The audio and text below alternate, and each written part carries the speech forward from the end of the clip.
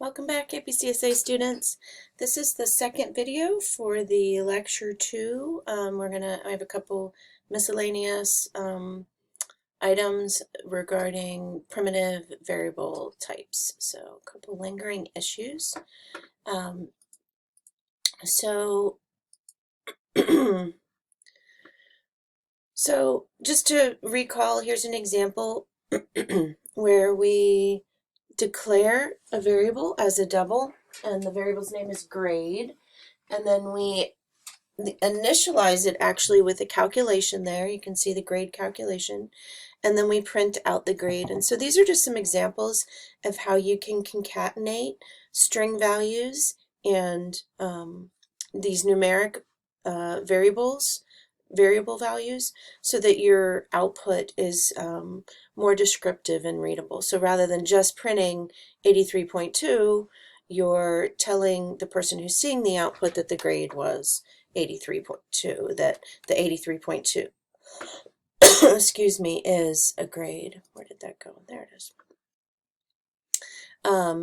So using this to catapult us back to that receipt question of how can we make this more, not just necessarily, I mean, it's also going to be more readable, but also usable in the future. So I have the program here.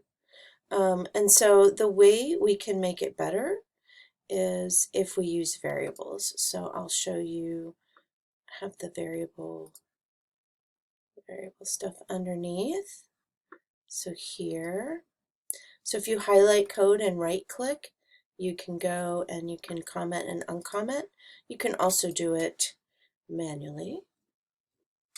Okay, so now if I use variables, I can give that 38 plus 40 plus 30 a name, and I can call it subtotal, and I can give it that initial value, and then wherever I need to use subtotal, I can use that variable name instead. So I can use subtotal to calculate the tax, to calculate the tip, and then use it again when I calculate the grand total.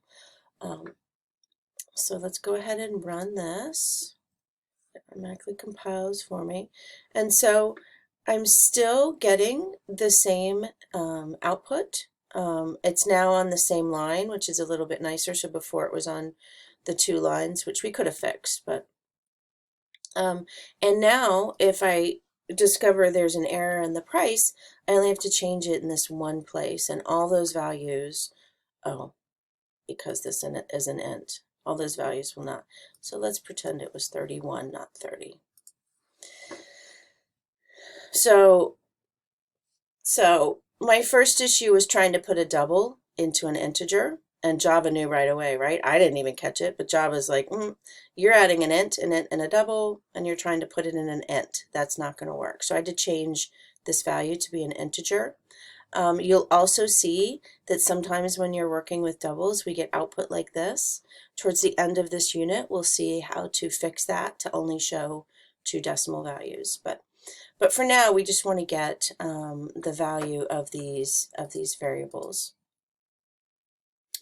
All right, so the other variable that we didn't talk about was the Boolean.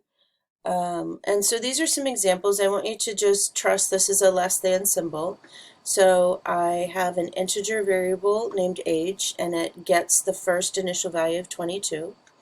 And then I make a Boolean variable called minor, and it's going to get the value of whether the age is less than 21 or not. So since the age is 22, it's not less than 21, and it's false. So this variable minor gets the value false. Then I make another variable called loves APCS. It's a Boolean variable, and it gets the value of true. So when I print these out, this is what I'm going to see for those Boolean values. So we will see more uses for Boolean as we go on through the units, but it's a handy variable to have. We have another keyword final that can be added to a variable to make it a constant. So remember, constants don't change values. So here's I don't think I did copy that. So here's an example of making a double variable called pi and giving an initial value of 3.14, but we've added this keyword final to it, and that makes it a constant. So what that will do is Java will prevent anyone from changing it. So here, when it's tried to be changed to 4.2, the compiler is going to flag an error. So if we get rid of this, then we're okay. So you can still use that pi variable anywhere you want in an expression or printing out, but you can't assign it a new value later, and that's what this final does. So sometimes if we have, like for that tax rate, we may want to, if this program got bigger and this tax rate was used more frequently, we could make a constant called tax rate, and we would assign it 8%. And then when it gets increased to 9%, we would just have to change that one variable and it would populate everywhere. The same with the tip. If we have a set tip amount, we could make this 15% be a constant if we chose. Okay, so one of the last things is naming variables. So I've been naming all these variables and I've been following the conventions. So Java requires that all your variables start with a letter or an underscore, and by convention, variables start with a lowercase. So first off, we want to name our variables descriptive, and so these are great examples of descriptive variables. I know exactly what each one of those variables is holding because of its name, and that's what we want to do. We want to actually not do things like x, unless we're working with something that has an x and a y coordinate, and so it makes sense to use x. But we want to try to be as descriptive as possible in our variable naming.